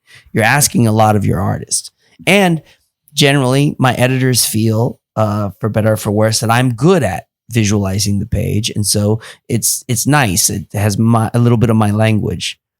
But what I found was, even though I told our artists all the time, do whatever they want, they never fucking did what they wanted to do. There's something about the rigidity of that format that locked them in. You know, and only Cliff Chang actually is the only artist that ever was like, fuck this breakdown. So I'm going to make it better, and did obviously make it better. He's Cliff Chang. But finally with this project, because so much of this project was me putting my foot down, it was a publisher that loved and knew me. This is the project. This is the artist. This is how I'm going to write it. And so, yeah. Do you think that because your art style and maybe just because of the colors is quite different from... I fucking totally forgot why I even started telling that really quickly. I'm sorry to interrupt. Did you just interrupt me? It could only be done, to Alberto's point, it could only be done because we had over a decade of work under our belts. And it was like, I do not believe that Alberto could draw the wrong thing. And also Alberto feels comfortable with me and knows what I want to say. And he also knows how to impress me. He also knows how to be like, oh yeah, watch this. So there's this kind of one-upmanship, right? Okay. And so that's why we work this way. And honestly, maybe for the first time, it feels like such a surprising collaboration. And we needed that. We've been working together for 10 years. Our fucking books are starting to look, when I promise you, when you get a Dysart Ponticelli book, we're going to work our most so that it's not just another fucking Dysart Ponticelli book. You know what I mean? But do you feel that you because you're never going back? You said all during this interview that so now if you're doing another book together, you will do also the... No, here's the beauty of it. This is the joy of it. Working with Alberto isn't going backward. It is going forward. In the same way that's somebody who's, just because I'm going back, like look at a relationship. If you're married to somebody for 25 years and you still love them and it's amazing and you're having a great time, doing the 26th year isn't going backward. It's going forward. Good answer. Thank you. But getting back at before you interrupted me in the most rude way I've been ever interrupted during an interview, but still. I bet I can do even more rude. Oh, yeah, I guess. No, but I also wonder that if your style, which is quite different from A Goodnight Paradise, but maybe it's just due to the colors, but like you always into like a very a gritty line, I guess, something that's also fits maybe this gritty and violent world. Is it also a reason why Alberto would perfectly fit on this kind of project because of really this? I don't know. I mean, you see, like it's maybe also why we didn't see you on mainstream superhero books. Is also because your art doesn't fit that kind of genre, I guess. Actually, I think the art. Every time I try to do something specific for the story. So I don't have, of course I have a gritty line as a general style, but Goodnight Paradise was different from Unknown Soldier, or Kylan is different from Goodnight Paradise. Goodnight Paradise is pencils, and watercolor, and maybe some digital texture that are anyway texture that I took from the real life. Orcs Island is a digital work. The previous work were handmade. I think that every story needs some change, because the art has to fit the story, and the story fits the art in some way, especially when we work with people that you know really well. So that's why every time I try to change a little bit. I also, because since we are married for a long time, you know, we need to put some spice in our relationship. Okay, so I didn't see the metaphor as a sexual relationship over a long time. No, it's it could be asexual marriage. I'm the horny guy. Sorry, I'm really. And there's also like in terms of. Can I interrupt you? You motherfucker! No, Wow. No. But also, look at Goodnight Paradise. Alberto is operating in 3 separate styles to represent the past, the far past, and the present. Yeah. And when I challenge somebody to really pay attention to the art shifts based on where we are in the story, and not see the diversity of Ponticelli's line. The end. So when you were mentioning that it was maybe an anti-Tolkien fantasy book, was it also because, effectively, and we are in sport. Because I hate money and everyone loves Tolkien. Yeah, that's it's been like for quite some years right now that you hate money, but no, that's true. What I mean is like, and we are getting into full spoiler territory, of course, but we don't see many fantasy books where the main character dies like that. Like you don't fucking just tell everybody. Yes. Wow. Okay. No, but we are in full. Do you want me to repeat? We are in full spoiler territory, and no, I heard you. And put the emphasis on it. Okay. What's your question? Okay, I'll rephrase it. No. Roll with it. I'm cool with it. It's your podcast. I don't give a fuck. No, yeah, but maybe some people, people have the tendency to not listen to the. I do not know why somebody would be into whatever it is, hour 2 of this conversation and not have read Orcs Island. But if they are, Yes. Sorry, Arno spoiled the book. I kind of agree. I agree too, but let's be cautious. Okay. So you said just before that maybe it was also an anti-Tolkien story, because we don't see many fantasy stories that ends this abruptly for the main character, and even in the middle. So there are another main characters that really have let's say a strong trajectory maybe. So is it also something that like you really wanted to shock people, I guess, with this kind, or just tell that heroes doesn't exist? I mean, I never just do something to shock people. It's something, I have a story to tell, and I have something I want to say with that story. But the thing that gets me about the end of Orcs Island is, I don't understand why nobody doesn't understand what a happy ending it is.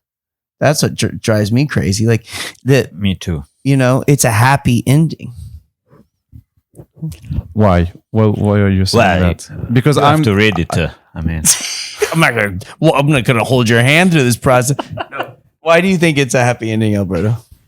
Explain to me, because I'm a dumb reader. In many ways to me, because first it has to deal with the real world and the real life. So happy ending. What does it mean, happy ending? I mean, I cannot talk because I'm not sure. I don't want to spoil the book. Yeah. I know that it's an experimental podcast, but I don't want to spoil the end. Experimental podcast that talks about the end of the books, but I think but at the same time, but we know we're speaking. You tell me that it's no, Alberto. but that's really. We're speaking about spoiling a book just because it's out right now in France, but we could have the same discussion like in 5 years, and still it would be a spoiler for someone who hasn't read the book.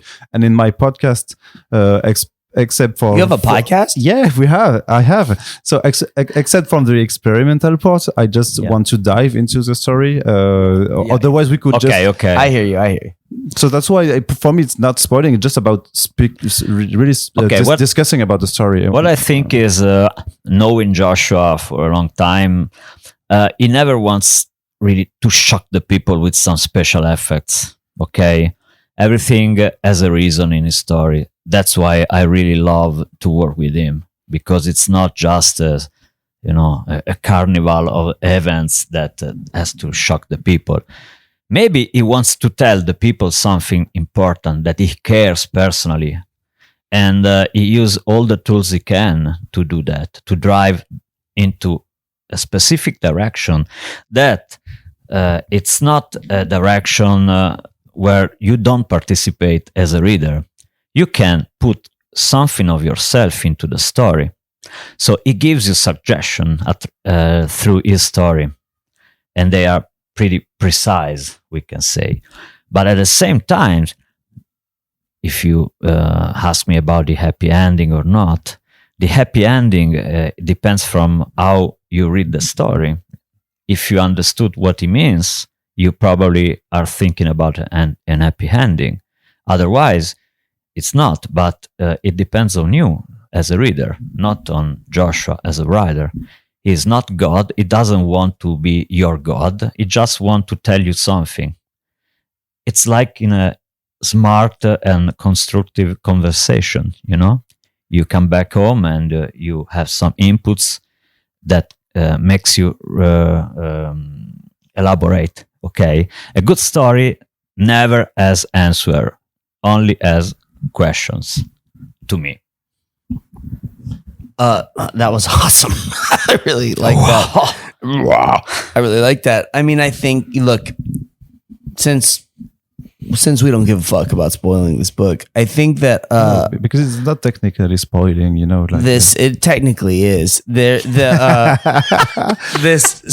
technically. If you're going to use the word technically, that's like it's not literally. It literally is. We're going to end up in an argument. No, and insulting each other. I don't argue. Okay. Saren Sun Sayan, our protagonist or antagonist, or just our dude, for lack of a better term, he goes to a distant island with the hopes of finding his fortune and wealth.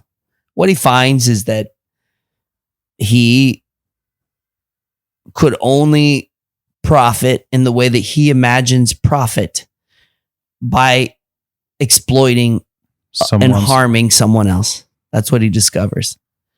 And he discovers it too late. He doesn't discover it in time to be like, oh, my bad. He's already participated in an exploitation system, and those who have been exploited are not cool with it, right? So he's on what we would say in American English, he's on the other side of the 8 ball. He's fucked. But what he does find is that there is something real and true and kind and profound and deep that has nothing to do with profit or monetary wealth. And that is that God is real, or something like God is real, and that you can be a part of something beautiful forever if you relinquish all this suffering and misery and exploitation. And that came from the Katsantzakis story, Last Temptation of Christ. Are you familiar with this story by this Greek writer, Katsantzakis? Okay. In The Last Temptation of Christ, which Scorsese made a movie about it with Willem Dafoe's Christ. In The Last Temptation of Christ, the devil comes to Jesus when he's on the cross. And Jesus is saying, my God, why hast thou forsaken me, et cetera, et cetera. And the devil, and he's suffering profoundly, deeply. And the devil comes to him, and the devil says, you've done your service. And I missed an important part. Jesus thinks the devil is God, because that's what the devil does, right? He walks around, pretends he's God. And the devil, as God, says to Jesus, you've done it. You've suffered for humanity. That's enough. Why don't you come down off the cross? So Jesus does. And he relinquishes his suffering, and he marries Mary Magdalene, and they have children, and he lives a beautiful life and a full life as a father, and no one comes to him looking for wisdom or answers, and he doesn't have to overthrow the Roman Empire, and he doesn't have to suffer for all fucking man's sins forever. He's just a dude, and it's awesome, and he loves it. And then Judas finds him they're all very old. And Judas says, what are you doing? You fucking blew it. Like the whole promise, the whole plan, God's plan, you fucking blew it. You weren't supposed to get off the cross. And so Jesus, realizing that he has to be a martyr, that he has to suffer, that his father told him he had to, climbs back up on the cross and dies.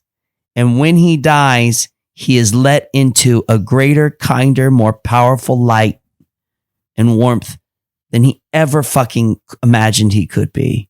And it is a happy ending, and the heavens open and the angels sing. Now, I am an atheist. But I was getting to that because I wouldn't think you of the religious type. So I'm not, but religion is something more than this exterior entity. Religion is a story that we tell each other so that we can make it through the fucking day, because the nights are long and the world is hard, right? So to me, I love that story because Jesus kind of gets everything he wants. And so does Saren. I fucking nailed that shit. That was really good. I've never talked about the Katsantzakis influence on that story before. I feel like we're done here. Are we done? No. Okay, that's cool. I can go on. No, we can be done because we're reaching the end. I'm no. I mean, I don't really feel like we're done, but I do like that. That was awesome. I feel good about that. I hope. Because I remember that next time. Yes. In terms, no, because it's talking out my ass. He's just being proud of himself, a little way too proud of himself. Like, look how high intelligent I am. Just make this shit up all day long. Whatever you want to hear, whatever makes you happy, Arno. No, but it's an interesting way to see this perspective. But still, in the epilogue, yes, I mean, maybe the only character that deserved to buy his freedom. Well, he gets beheaded. Yeah. So, yeah, that part sucks, right? No, but how would say about that? That's just life, bro. I don't know. I really blew my fucking wad on that Katsantzakis. So he doesn't want to go. I just think good people die. You know, I didn't make the rules. Yeah, but you wrote this. I remember working with Unknown Soldier. I was reading the scripts, and I was a reader in that time because I perfectly understood that for Josh, the story has to deal with the reality in some way. So it wasn't a typical comics where you know that the good guy will win for sure, for example. You know what I mean? So I every time it described some kind of problem to resolve, I was really curious to know in which way he would go ahead with the story. And I think this is really interesting because he really cares about the characters and the story at the same times, and he really try to drive both in a kind of a realistic way. I mean, you can never know if you will be safe doing something specific or not, and this is really interesting because you never know where he wants to go with the story. Of course, he has something in his mind that he wants you to go through. Okay, so this is a really interesting part, and Orcs has the same quality to me. I mean, that's why I was thinking about an happy ending in some way. I mean, happy ending has a different meaning. I mean, you can think about the book after you finish them, and you can try to discuss with the people. I mean, it starts a dialogue, communication with people around you, maybe. Because you need the answer. That's why I was saying that a good story needs you to pose some question after you reading that. Yeah, I love that. I mean, I do instinctually feel that's true as well, that a good story poses questions. And I think the death of Andun, which is what you're referring to, he's born or sold into slavery, born as, not born a slave, but essentially lived his life as a slave. I think. And died free. And well, yeah, kind of. I hadn't thought about that, but yeah, he does die free. But I think that's about how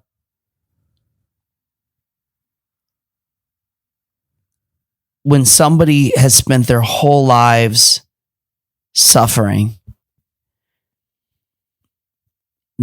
you build a barbed wire cage around their mind, and that person causes more harm. That's the chain of harm in the world that's been going on for 10,000 years.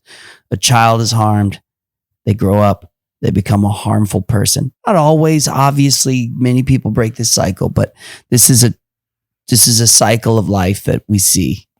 And Andun does not see any other way to move forward other than cruelty.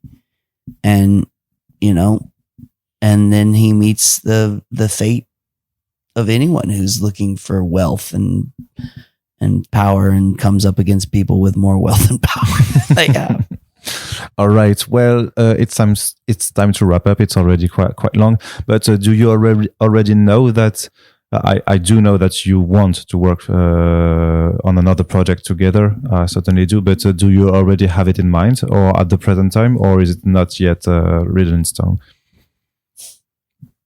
You can just say yes or no without revealing anything. I know that you have to finish another project for Distillery, but I mean, it's we go away often. We do the work we have to do. I'm sorry, my microphone. We go off and we do the work we have to do. We come together again. I mean, I think that we always talk about stories, and there's two things have to happen for us to do our next project. We have to find the story that speaks to both of us and is super exciting and evolves our collab. Like, we're not trying to go backwards, which is the theme of this thing. We're trying to go forward, and we don't want people, if there's anything I want personally, I don't mean to speak for Alberto, but if there's anything that I want personally, it's that like the people who like the Ponticelli Dysart collabs never know what's coming next. That's what I like in my stories. That's what I like. That's what I want people to feel like from us. And then the second thing that has to happen is a publisher has to want it from us, or we have to figure something out. There's all these, Kickstarter. I don't fucking know. We have to figure out a way to manifest it in the world. And unfortunately, we don't just get to sit around and make up stories and have a good time and get high and fucking and it gets magically published. Yeah. That's not life. So those two things have to happen. And in a way, So I guess in answer to your question from my point of view, and I want to hear what Alberto has to say, but same. Yeah, we don't know. It doesn't want anymore. Yeah, I'm too fucking leave me, please. I'm too tired. No, seriously. No, we don't. It's a very simple answer. We haven't started working on the next thing. So you could just say that, Yeah. Sorry, I talk too much. I'm a writer. The writers are the worst fucking people in the world. I can't stand them. We don't know what's next. Perfect. So I'm also waiting for your motivational book, which is called Always Forward by Joshua Dysart. I think it will be. In the end, we all die. That's the subtitle. The subtitle, yeah. Oh, that's what I was going to say about it, dude. Look, no one gets out of this alive. You know what I mean? If you want your story to really end, there's only one way it ends for anybody. And let's end it that way. Thank you so much for giving me your precious time, Alberto and Joshua.